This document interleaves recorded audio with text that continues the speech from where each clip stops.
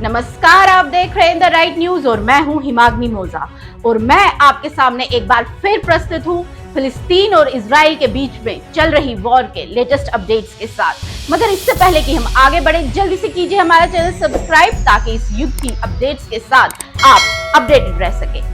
फिलिस्तीन और इजराइल के बीच चल रहे युद्ध का आज 29वां दिन है। इस युद्ध में बात करें इजराइल की, तो इजराइल के प्रधानमंत्री बेंजामिन ने युद्ध विराम की संभावनाओं से साफ इनकार कर दिया है। उनका कहना है कि वो आगे बढ़ते जा रहे हैं और उन्हें कोई भी नहीं रोक सकता। उनका कहना यह भी है कि उन्होंने कसम खाई है कि गाजा पट्टी में हमास के लीडरशिप को वो नस्त नाबूद कर देंगे, एकदम से नष्ट कर देंगे।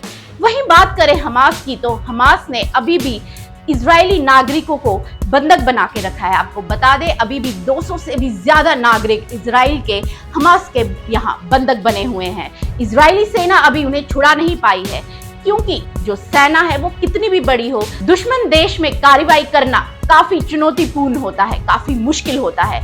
इसीलिए उन्होंने वहां पे ऑपरेशन टेडी बियर जो है वो शुरू कर दिया है। इस ऑपरेशन में आर्मी के 100 बुलडोजरों को मैदान में उतारा गया है, क्योंकि उनका मानना है कि जो हमास के आतंकवादी है उन्होंने सुरंगों में अपना बसेरा बसाया हुआ है और ये जो बुलडोजर्स है वो उन सुरंगों को नस्तो नाबूद करने में काफी सहायता करेगा। इजरायली सेना का ये भी दावा है कि उन्होंने हमास के सबरा तेल अल हवा बटालियन के एक कमांडर को भी मार गिराया है।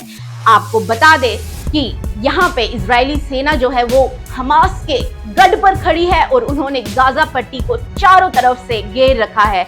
उन्होंने वहां पे इस शहर में न सिर्फ एयर स्ट्राइक पर जमीनी स्तर पे भी हमले और बढ़ा दिए हैं। और इन सब युद्ध के बीच में इजरायली सेना के प्रवक्ता का एक बड़ा बयान भी सामने आया है। उन्होंने कहा कि गाजा अब 2 देश हैं, एक वो जहां पे आतंकवादी मूवमेंट कुछ ज्यादा है, जहां पे उनका इस वक्त फोकस है, और वो है उत्तरी गाजा, और दूसरा दक्षिणी गाजा जहां पे वो हर मानवीय सहायता और मदद का समर्थन कर रहे हैं। वहीं बात करें हिजबुल्लाह के चीफ नसरल्लाह की, तो कल उनका एक बयान सामने आया है जिनमें उन्होंने उन देशों का धन्यवाद किया है जो इस वक्त उनके साथ है। साथ ही उन्होंने बताया कि सभी को पता है कैसे 70 साल से भी फिलिस्तीन के लोग परेशानी का सामना कर रहे हैं और इन दिनों कैसे ये परेशानी और बढ़ गई है। साथ में उन्होंने इजराइल की बात की। उन्होंने इजराइल पर निशाना साधते हुए कहा कि वो एक क्रूर शासक है और वहां पे सबको पता है कैसे वो फिलिस्तीन पर लगातार हमले करवा रहा है। वहीं बात करें पुर्तगाल के राष्ट्रपति की, तो उनका भी एक बहुत बड़ा बयान सामने आया है।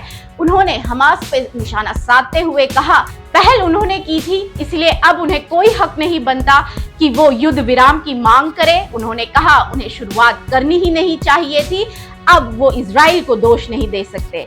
उन्होंने अपने बयान में ये भी कहा कि कट्टरपंथ जो है वो फिलिस्तीन के कुछ समूह द्वारा शुरू किया गया है।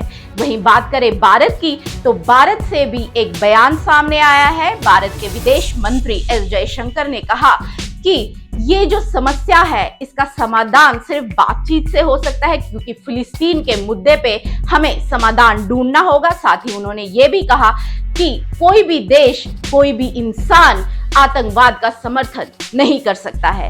इन सब सिचुएशंस को देख के ऐसा लग रहा है कि अगर ये युद्ध कुछ दिन और चला तो विश्व युद्ध होने से कोई नहीं रोक पाएगा।